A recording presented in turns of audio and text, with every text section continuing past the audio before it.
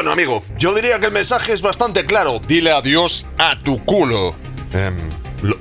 Lo pone aquí, lo estáis viendo claramente en la pantalla. Así como una tortuga ninja. En este caso Rafael, lanzándose contra ti en tremendísimo blanco y negro con tramas y diciéndote que sus autores son Esman y Laird. Estas páginas, se te cae la baba viéndolas, ¿verdad? Estilo fotocopia en estado puro. Pues bien, este cómic no es el que vamos a estar leyendo hoy. Es American Splendor. Esto podría haber sido un clickbait de manual, pero podemos encontrar una cierta línea. Atención, ahí vamos, ¿eh? ¿Qué tienen en común estas dos cosas que estamos viendo con estos estilos gráficos tan sumamente dispares? Pues que ambos son el resultado de que sus autores se autopublicasen y tuviesen fe en lo que estaban haciendo, poniendo su pasta donde ponen su trabajo. No está mal traído, ¿no?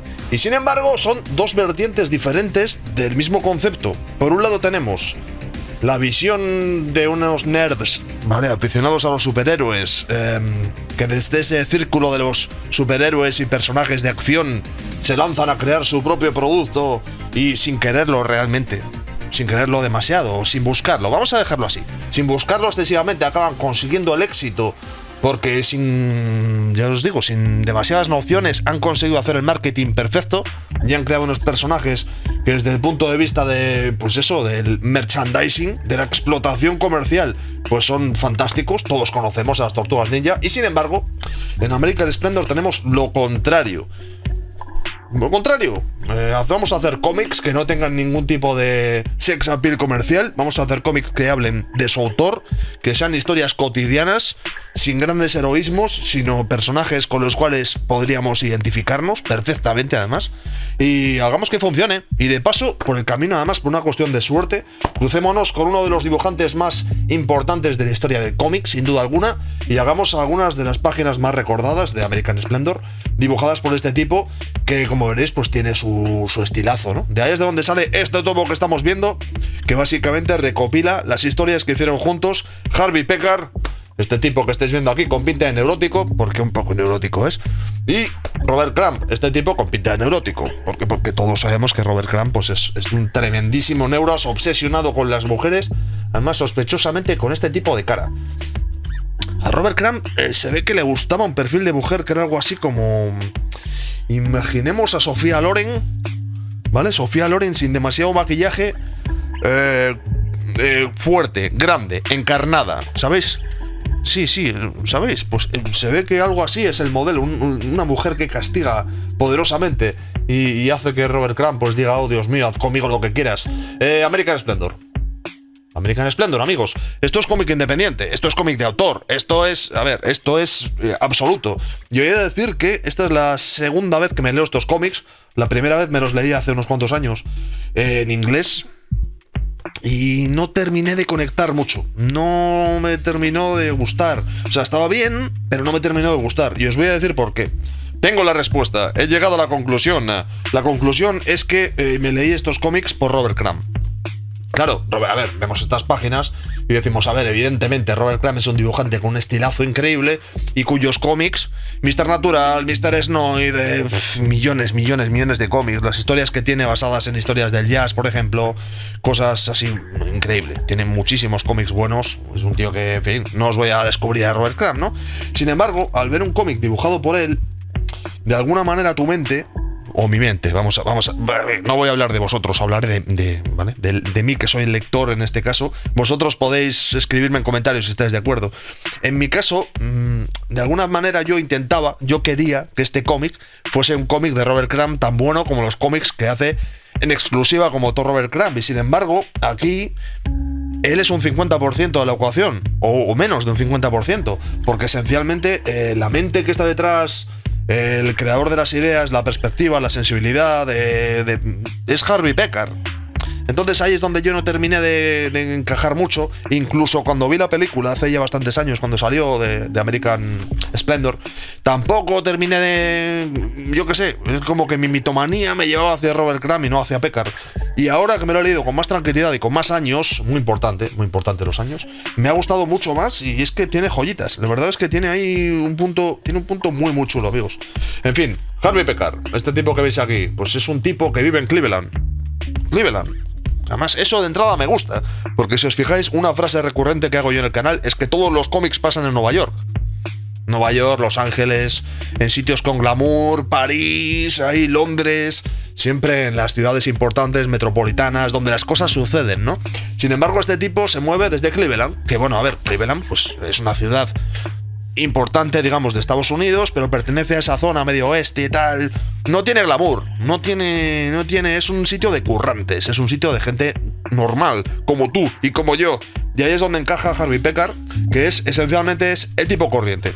Es el tipo corriente, tipo mediocre, sumamente mediocre en su vida, ¿eh? Su estilo de vida es mediocre, que tiene un trabajo mediocre, trabaja en un archivo de un hospital, o sea, su trabajo es, pues eso, un trabajo, pues, sin ganar mucha pasta, pero teniendo una cierta tranquilidad. Y asentado en ese trabajo, pues el tipo va reflexionando, conociendo gente y demás, ¿no? Bueno, nos van contando, el tipo de los años 60, creo que en el 65 empieza a trabajar en este archivo de un hospital que os hablaba antes. De acuerdo, el tema está en que en los años 60, a principios, creo. En los años 60 resulta que Robert Crumb se muda a Cleveland una temporada. Y por una cuestión de magia, que es que de hecho nos lo cuentan en una historia, voy a avanzar un poco y os lo enseño, luego retrocedo, son historias cortas, así que tampoco pasa nada. Nos cuentan en una historia que de una manera muy friki, muy nerd, conoció a Robert Crumb a través de intermediarios, digamos. Él todavía no era un dibujante famoso, era simplemente un joven dibujante que había llegado a Cleveland y que estaba viviendo en casa de un amigo común que tenía con Harvey Pekar, ¿no? Todos ellos eran amantes de la música, todos ellos eran amantes de la música jazz, y nos hablan pues del chanchulleo que había entre coleccionistas. Ya sabéis, el te vendo, te intercambio, te consigo, tengo... Iban los unos a las casas de los otros. Harvey se desplazaba a la casa de este amigo que tenía, y ahí es donde conoce a Robert Crumb, ¿no? Que está aquí, que es otro aficionado, otro loco, todo el mundo lo sabe, que es un aficionado de la música loquísimo. El tema está en que, bueno, que conectan, hablan de música, se ven muchas veces. Robert Crumb le enseña dibujos suyos, y a Harvey Pekar le encanta cómo dibuja y cómo trabaja. También nos cuentan que en esta época de su carrera, Robert Crumb básicamente había llegado a Cleveland para buscarse trabajo como ilustrador. Recordemos, lo de ganarse la vida haciendo cómics, olvídate. Era básicamente casi un principiante que había llegado a la ciudad para intentar trabajar en una empresa de tarjetas de felicitación, en la cual le contratan como colorista para empezar a trabajar. Un trabajo humilde. Esto es ya os digo, este es un cómic de gente normal, de currantes. Un cómic de currantes. No es un cómic del éxito y triunfamos y nos comimos el mundo y las mujeres nos caían en... No. Es parte de lo bueno que tiene esto. El tema está en que siguen desarrollando su relación, ¿no? Nos siguen hablando de que Robert Crumb es un tipo, pues eso, que es muy tranquilo, muy reservado, se dedica a sus dibujos y sus cosas. Harvey Pekar sigue con su tema de la música y demás. Y bueno, va pasando el tiempo. Simplemente va pasando el tiempo. Nos van contando eso, los gustos y demás que tiene cada uno de los personajes, que durante esa época cuadran bastante bien en Cleveland, porque tienen, ya os digo, modos de vida bastante compatibles. Y bueno, en un momento dado, pues Robert Crumb va mejorando en su empresa, va subiendo, cada vez es un ilustrador mejor, evidentemente, porque va tomando tablas. Y poco a poco empieza a relacionarse con gente del artisteo, sin serlo demasiado, porque Robert Crumb ya sabéis que es un personaje un poco extraño, nunca terminó de ser un superestrella. Bueno, recordemos que estamos en los años 60, así que este rollo de la bohemia y el artisteo y tal como que empieza a moverse, ¿no? Y a Robert Crumb le empieza a ir un poco mejor y demás, y empieza a salir de la ciudad, irse a dibujar a otros sitios, la empresa le promociona bastante, y bueno, llega a un punto en el cual pues se acaba marchando de la ciudad, ¿vale? Se marcha a San Francisco, que ya sabéis que en esa época, aquí nos dice que en el 67 Crumb se va a San Francisco, que en aquel momento era la ciudad de la contracultura, ya estamos en la época total, el cómic underground explota absolutamente, ya hemos hablado alguna vez de esa época, se genera un círculo alternativo de cómics y Crumb se convierte en una estrella. Aquí aparece descalzo fumándose tremendo cigarro de la risa. Y bueno, pues es curioso porque nos habla, básicamente Harvey Pekar nos habla de que a pesar de que se ha vuelto un poco bohemio Robert Crumb, no termina de ser ese tipo de persona, ¿sabes? El tema es que bueno, que pasan los años. Robert Crumb sigue siendo amigo suyo, ¿vale? Les visita de vez en cuando en Cleveland y demás, pero bueno, mirad este retrato que hace de Harvey Pekar. Nos cuenta que bueno, que Pekar se divorcia de la esposa que tenía durante aquellos años. Y que, bueno, que su vida, como veréis, pues que no es la de un tipo al cual le vaya bien en la vida. Es un tipo que además nos dice que sus gastos eran pocos, que su trabajo era un trabajo humilde, pero que en realidad, más allá de comida, alquiler y discos, no gastaba pasta en nada.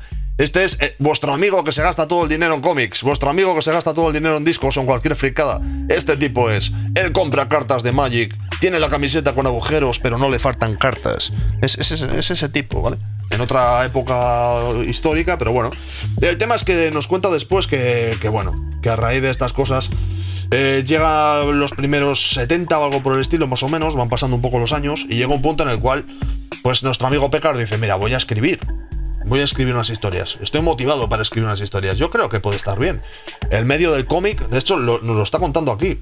Fijaos lo que cuenta el tío. Los tipos que hacen superhéroes o animales antropomorfizados, vaya palabra, en fin, están muy limitados porque intentan atraer a los niños. ¿Sabéis 10 años antes de esto el concepto? Superhéroes o animales antropomorfos, pues aquí tenéis las dos cosas juntas y triunfando y ganando millones. Pero bueno, vamos a continuar con el error comercial de Harvey Pekar.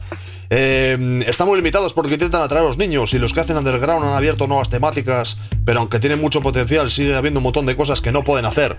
Pues porque yo qué sé, porque son muy políticos, porque son muy de la cultura de la, ya sabéis, la recreación mediante sustancias, etcétera, ¿no? Y el tipo dice, bueno, es que en los cómics puedes contar lo que quieras, incluso la vida de un tipo como yo, incluso la vida de una persona normal y corriente.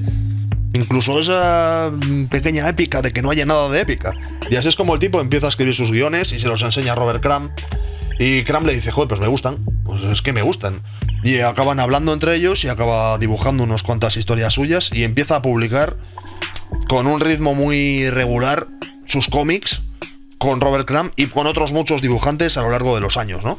Fueron muchos años editando el cómic en revistas, editando uno al año más o menos, o algo por el estilo, poniendo en la pasta. Así que, joder, es que es la historia genial, En fin, y luego te empiezas a leer los cómics y también me gusta mucho cómo está hecho este tomo. Por cierto, el papel, no sé si se aprecia, es imposible. En cámara, los de la cúpula, la verdad es que editan muy bien, ¿eh? Es un papel así como gordo, que tiene un... Voy a acercarme a la cámara a ver si consigo que se note. Tiene grano, es poroso, pero a ver, estos tíos editan muy bien este tipo, o editaban, ahora ya no sé. Este tipo de cómics los editan con mucho respeto. Bueno, como os decía, tiene mucho encanto cómo está hecho, porque en las primeras historias no está muy lejos del típico humor judío de un Woody Allen, de un Larry David, ¿vale? Este perfil de personaje que va observando cosas de la vida cotidiana. Y al principio pues nos empieza a hablar de cómo son los personajes que tiene en su trabajo, en ese lugar, en ese hospital que trabaja. Pues el concepto de las conversaciones diarias que tiene con sus compañeros, la pequeña filosofía que existe, el concepto de cómo él al final pues como que les va dando conversación. También nos habla de sus penurias económicas, cómo empieza el tipo, como es un coleccionista obseso de los discos, LPs de música, pues claro, evidentemente necesita más pasta, necesita hacer cosas, entonces llega un momento en que hace compra y venta de discos y las vende por el lugar en el que trabaja y le acaban echando la bronca porque no puede hacer ese tipo de negocios paralelos. Son cosas que no sé, como que funcionan por lo que os digo, es que no hay épica. No hay ninguna épica en ningún momento. Aquí, por ejemplo, nos cuenta el tipo que mirad qué página más bonita. El tipo está diciendo que han puesto a la venta una nueva edición limitada de un disco y tiene que ser mío, y está el tipo obsesionado diciendo cómo lo voy a conseguir. Esta semana voy a tener que vender unos cuantos discos en el trabajo para conseguir comprármelo y demás. Voy a chanchullar, voy a vender a mis compañeros la pasta, no sé qué. Este es el cómic en el cual le dan el toque al final para decirle que eso de vender discos al final que se acabó, que vas a tener que buscarte la vida. Y poco a poco empiezas a entender un poco la historia, empiezas a ver que no es un cómic de Robert Crumb, que es lo que os decía al principio del vídeo, sino empiezas a meterte un poco en la personalidad de Harvey Pekar, ¿no? No es un humorista excesivamente brillante, no es un humorista excesivamente filoso. Sus historias no tienen una estructura mágica, pero son situaciones muy honestas y muy reales. Es un cómic, normalmente cuando se habla de American Splendor se suele decir que es un pionero del cómic autobiográfico. Y la magia que tiene es que es autobiográfico de la vida de un hombre esencialmente normal, mediocre. Por ejemplo, un cómic son las filas. Esto, por ejemplo, a ver, en Los Simpson hicieron un gag que era exactamente esto. De cómo es una cola del supermercado y cómo escoger la línea en función del horario en el que vas, y te vas a encontrar a mujeres. Aquí habla, por ejemplo, de mujeres judías que cuando van a pagar siempre se tiran 3/4 de hora hablando con la cajera para intentar sacarle ahí unos centavos, ¿no? O quejándose que la compra no ha sido suficientemente buena, ni nada. ese tipo de humor, y que al final se acaba encontrando con una mujer judía que le devuelve el cambio a la cajera porque se ha equivocado, y que no da conversación y no se queja y va rápido, y es como que todo el mundo asume que ha sucedido un milagro. Yo qué sé, tiene mucho encanto, tío. Y luego a medida que van pasando, como os decía antes, a medida que van pasando las páginas, van llegando las mejores historias. Que, como os decía antes, son historias así muy pequeñas. Bueno, la primera, la página de cómo se conocen Robert Crumb y él, y cómo van pasando los años. El concepto de que Harvey Pekar se queda en Cleveland con el mismo trabajo que tiene. El tío se jubila en el 95. Trabaja desde el 65 hasta el 95 en el hospital, en el mismo hospital, haciendo sus cómics, y se jubila básicamente porque de salud esta es una mierda, normal, gastándose 0 euros, siempre comiendo súper chungo, pues eso, digamos que con poco respeto por sí mismo, teniendo una vida ahí súper austera, vamos a dejarlo así.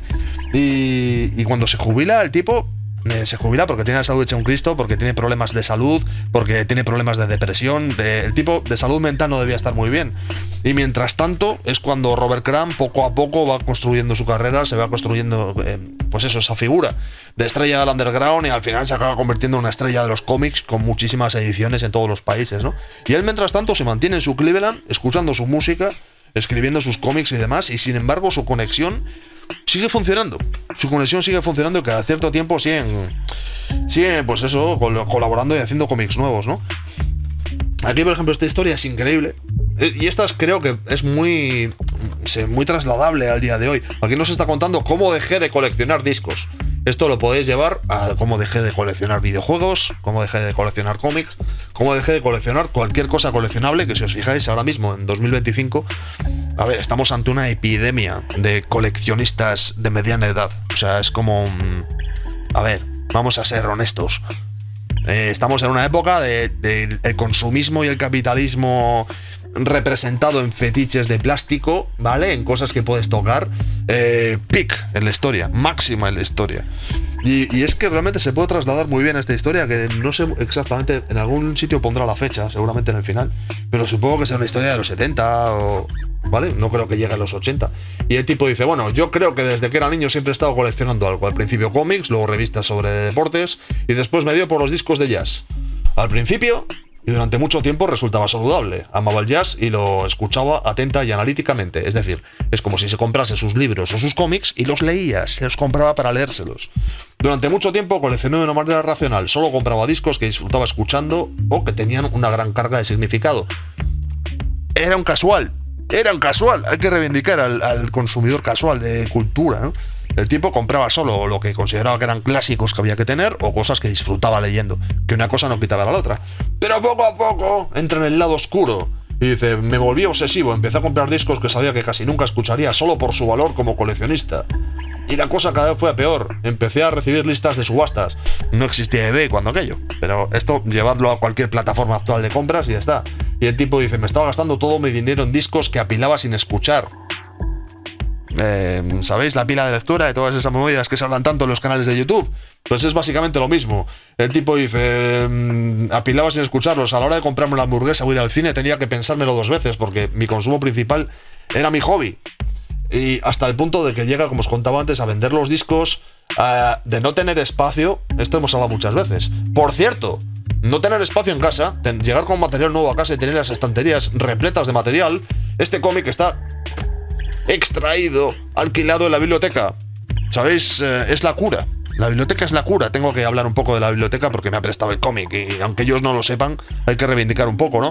La biblioteca es un lugar fantástico donde podéis encontrar el tipo de cómic que os gustaría leer, pero no os gustaría comprar, o al menos todavía no lo sabéis, y no va a pesar en vuestra estantería, no va a pesar en vuestra cartera, no os va a costar la pasta, y yo qué sé, y está muy bien. Acudid a la biblioteca, que seguro que hay algo bueno. Después de este mini corte, pues eso, el tipo nos va contando eso, que el tipo estaba ahí repasando los puñados de listas que quería comprar, y que nos llega a contar la historia, que esto es muy patético, pero es totalmente real, de que fue un día a prestarle unos discos a la radio a un amigo y se encontró unos discos que le interesaban, que en realidad no costaban ni mucha pasta. O sea, el tío lo dice, que costaban dinero, pero que no costaban mucho, y que intentó robarlos escondiéndolos en el baño. Se llevó los discos al baño para a última hora meterse al baño y llevárselos, utilizándolo como punto intermedio. Y cuando llegó al baño para llevarse sus discos, se encontró que la puerta estaba cerrada. Entonces se suma la humillación de no haber conseguido robar lo que querías robar, y encima va a haber alguien que va a descubrir que hay unos discos robados en el baño, y alguien va a atar cabos y van a decir, uff, qué historia más extraña, ¿no? Y ese tipo de historias patéticas que en fin, que se viven. Y nos cuenta, esto me gusta mucho, que al final que se le acabó pasando bueno, lo he hecho literalmente, dice aquí, por más discos que tengan nunca me siento satisfecho. Siempre he intentado dejarlo, pero no puedo. Esto es como ser un adicto. Y mola mucho que al final dice, pues oye, es que al final se me acabó pasando. Se me pasó, de un día para otro se me pasó. Me acabé levantando un día por la mañana y ya no estaba enganchado a aquello. No, el cerebro funciona de maneras extrañas. Curioso, porque el tío dice, bueno, ahora por fin podía gastar mi dinero en algo que no fuese comida, alquiler y discos. Spoiler. No mucho más, pero atención, ahí ven, El tipo dice, llevo escribiendo guiones underground desde el 72. A la gente le gustan mucho, pero tenía problemas para editarlos, pues porque estaban pasando por una mala época para editar cómics, y que además este perfil de cómics no es comercial, ¿no? Y todo lo que querían publicar eran éxitos seguros, como los de Crumb y Shelton, y bueno, pues lo que se vendía en esa época. En los 70, pues ya sabéis, el cómic de terror tenía un punch, los superhéroes siempre han vendido, aunque no era su mejor época también.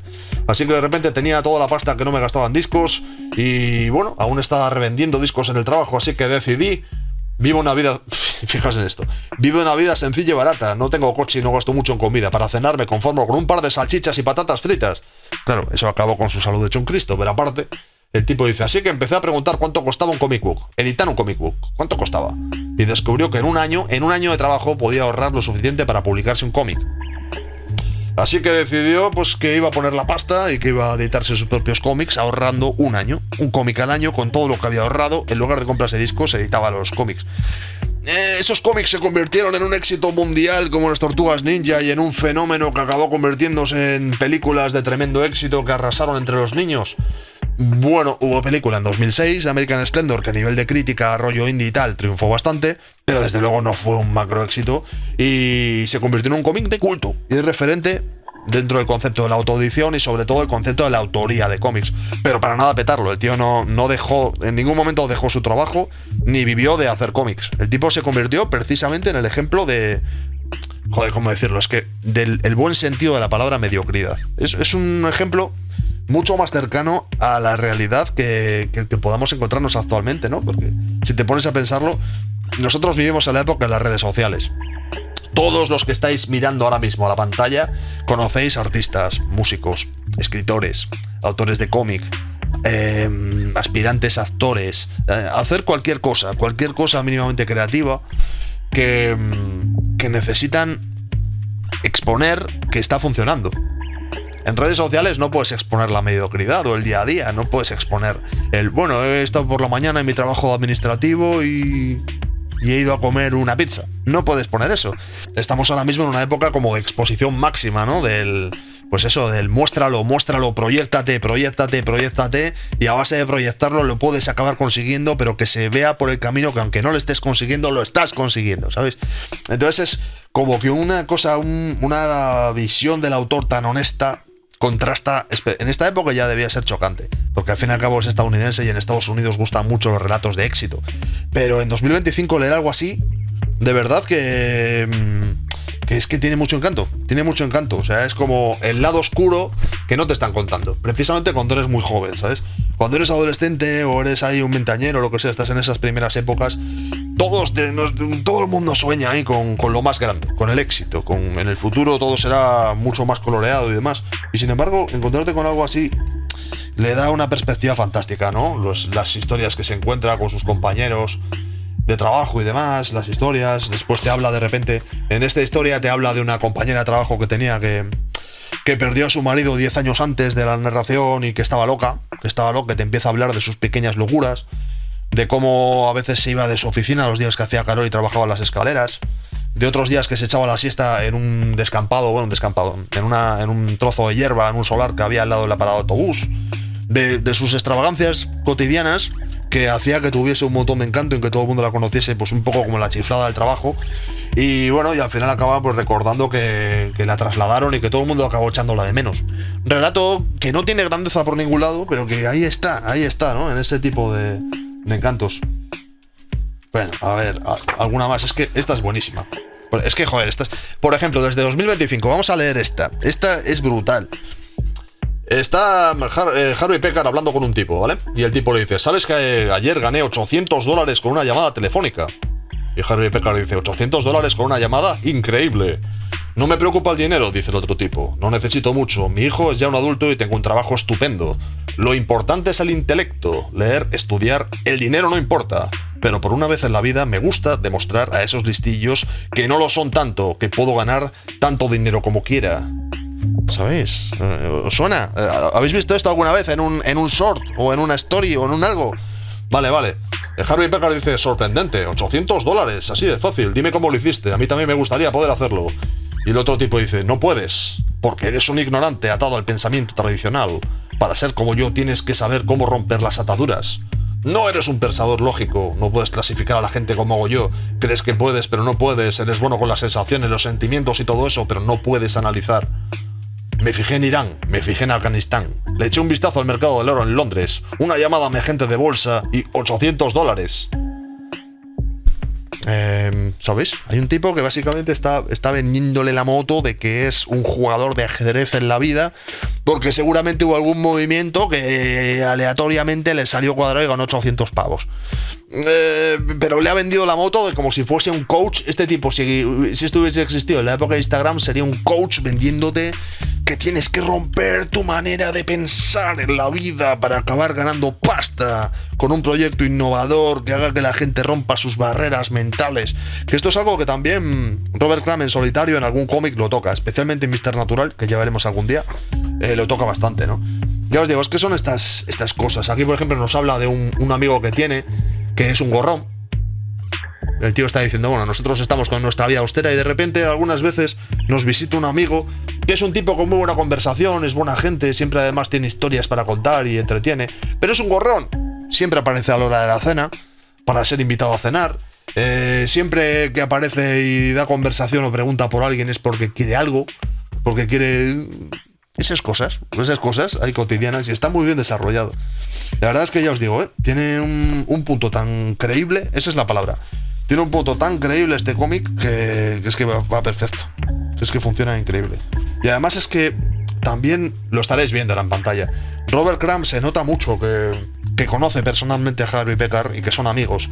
Porque gráficamente, a pesar de que sí parece un cómic de Robert Crumb, que ya os dije que esto fue una de las cosas que en su momento me hizo perder, no tomarle el tono a este cómic, sería un poco la expresión correcta. Interpreta muy bien el mundo, esa Cleveland, ese mundillo, ¿no? que tiene este hombre, que al final es un mundo pequeño. Sería un poco eso, es un cómic sobre un mundo pequeño. Mira qué dibujo. Muy chulo. Y ya os digo, yo os animo a leer estos cómics porque ya os digo, no vais a encontrar nada espectacular, pero es increíble. Mira, este en particular, mirad qué aberración, ¿eh? Bueno, a ver, Robert Crumb haciendo Robert Crumb, evidentemente, pero mirad qué aberración la cantidad de texto. Mirad qué cuadros de texto, mirad qué viñetas. Esto es...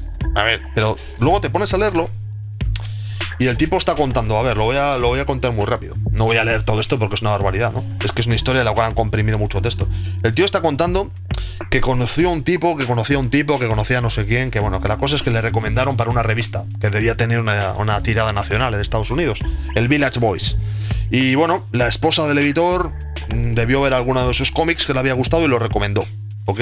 Así que contactan con él para intentar que publique algunos cómics en la revista. Y el tipo evidentemente dice, esto tal vez podría ser el inicio de mi carrera, realmente, y tal vez podría empezar a ganarme la vida haciendo cómics. El tema está en que le publicaron un par de historias, hicieron 4, habló con Robert Crumb para hacer los cómics y tal, hicieron 4, las mandaron y les editaron 2 y nunca volvieron a saber de la revista. Así que nos empieza a contar el tipo que llamó al director artístico unas cuantas veces, llamó al editor y que no le contestaban. Le decían, o no le contestaban, o le decían tiempo después que ya no tenían espacio para editarle y demás. Y aquí, bueno, el tipo lo que nos está contando es que continúa intentando contactar con la revista para decir, pero ¿por qué? Si me habíais dicho que teníais interés en publicar mis cómics, ahora de repente ya no tenéis ese espacio.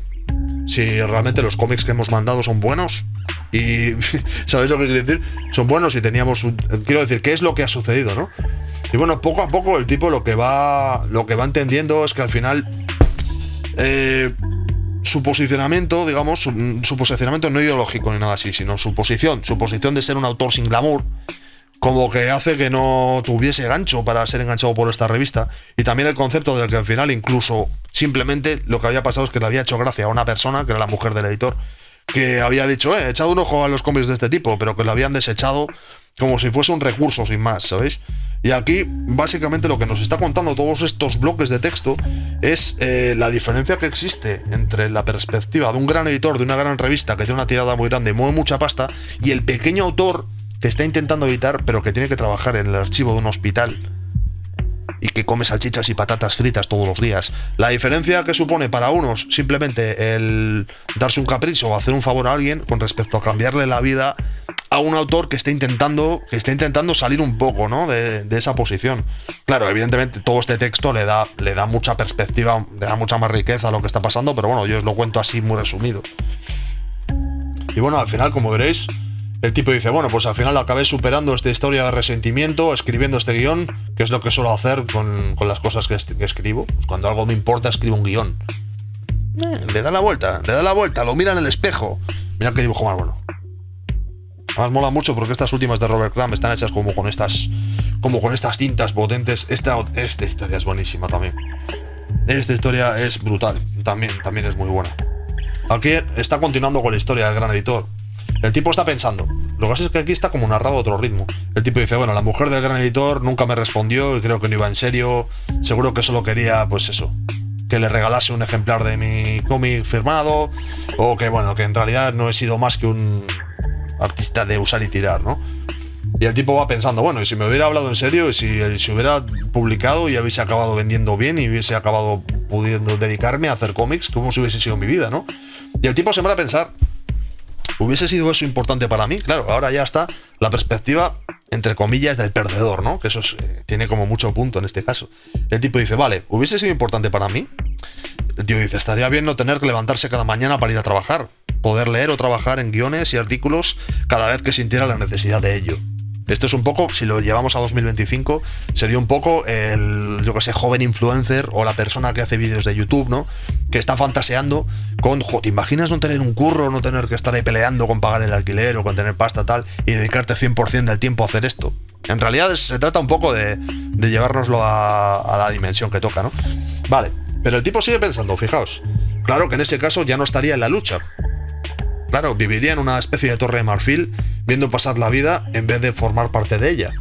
Claro, perspectiva, evidentemente el tipo prefiere claramente tener pasta y que le vaya bien. Pero ahora está con los pies en la tierra. Y el tipo dice, bueno, estar en la lucha, ¿qué quiere decir? El día a día, el tratar con gente normal, el hacer tus cosas. Esa frase de viendo pasar la vida en vez de formar parte de ella me parece espectacular, tío. Y el tipo dice, estaría alienado, pero no tendría derecho a sentirme mal por ello. Quiero decir, sería un autor famoso, estaría bien pagado.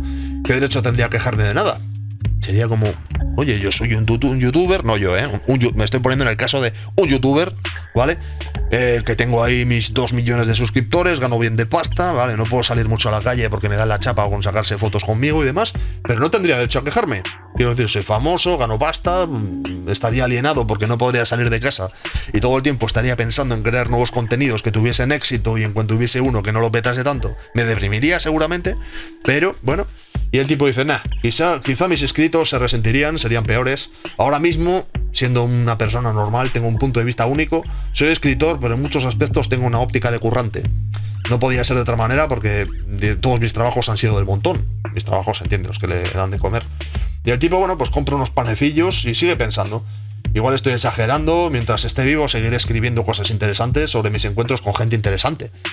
Y si viviera una vida diferente, seguiría escribiendo sobre ella. Es decir, tengo una vida mediocre, pero es mi mundo, seguiría haciendo cosas. No es una cuestión de éxito y reconocimiento, sino de hacerlo. Y esto hay que decirlo, este tipo murió en 2010 y hizo esto toda su vida. Este tipo hasta 2006, que se hizo la película, no vivió a hacer cómics. Y para cuando vivió a hacer cómics estaba hecho un Cristo de salud. Este tipo pagó por hacer cómics básicamente toda su vida adulta.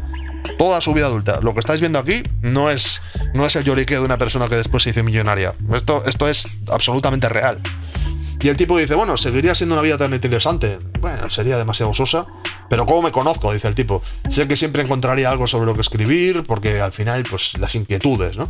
Bueno, la cosa es que el tío se está rayando la cabeza con ese tipo de monólogos interiores que tenemos cuando nos ponemos a caminar por la calle. Finalmente huele el pan y dice, pan recién hecho, qué bien huele, esto es la gloria, ¿no?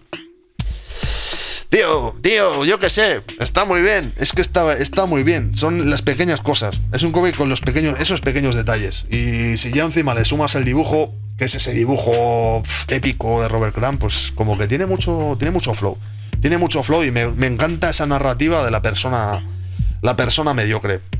Mediocre, vuelvo a repetir, no le insulte de eres un mediocre, sino mediocre en el sentido de eso, la persona que no destaca, ¿sabes? Que no consigue destacar, que está ahí y bueno, tal vez destaque en un pequeño círculo, pero de ahí no sale, ¿no? Por cierto, aquí esto es una referencia a cuando le llevaron en los años 80 a Harvey Pekar, le llevaron a la televisión porque el tipo era un personaje y le llevaron a la televisión para que hiciese de personaje histriónico y demás. Y bueno, llegó un momento en que está en YouTube, lo podéis buscar. Tuvo un encontronazo con el presentador, con Letterman, le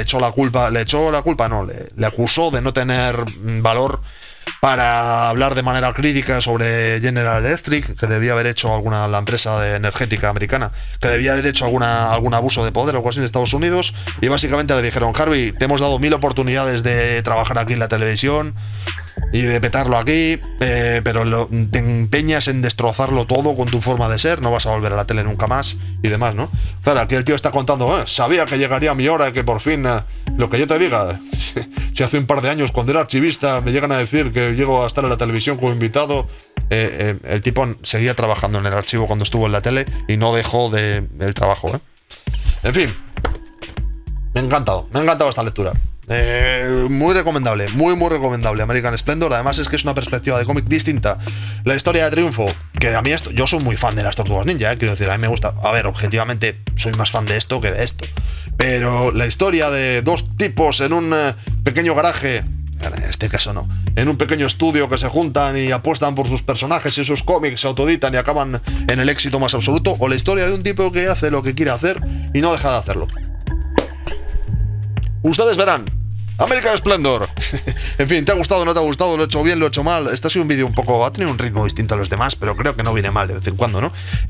Cualquier cosa, ponme en comentarios, que los comentarios son excelentes. Todo lo que sea interacción en el canal le da mucho flow al asunto y funciona, ¿no? Así como el me gusta, que ya sabéis que me gusta, me encanta, el no me gusta largo de aquí, ha sonado, No ha sido tan violento, ha sido un toque técnico, En realidad no me he lesionado a mí mismo. Y bueno, el suscribirse, que está muy bien, y el compartir. Eso lo digo más rápido porque creo que ya se está haciendo bastante largo el vídeo. En todo caso, fijaos en esta Sofía Loren hipermusculada. Y nada, pues nos vemos en el próximo vídeo. Soy Samuel M. Jackson con M de Menudos Freaks. Y 2 palabras para despedirme. American Splendor. Esplendor americano, amigos.